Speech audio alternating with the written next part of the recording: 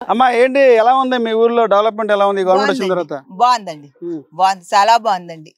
ఏం మారింది ఇప్పుడు ఈ కొత్త గవర్నమెంట్ వచ్చిన తర్వాత 14 నెలలు అవుతుంది, బాలరాజు ఎమ్మెల్యే ఎలా ఉంది మీ గ్రామం? చాలా బాగుందండి. ఏం మార్పు వచ్చింది? ఏమైనా మార్పు వచ్చిందా? రోడ్లు పోసారండి, పింఛనీళ్ళు ఇస్తున్నారు, అంతకంటే ఇంకేం కావాలండి. ముసలోళ్ళు చూస్తున్నారు, నర్సులు వస్తున్నారు చూస్తున్నారు, అంతకంటే ఏం కావాలండి. గతంలో ఎలా ఉండేది ఈ రోడ్లు మీ పరిస్థితి?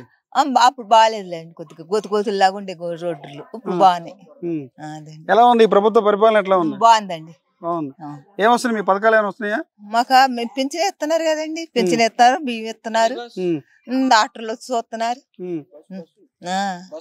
ఫ్రీ బస్సు మంచిదేనా? వస్తున్నాయండి.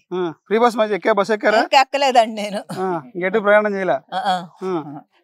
చేస్తామండి తొందరలో. మా అమ్మాయిని పెత్తరు తెచ్చాం, అక్కడికి వెళ్తామండి.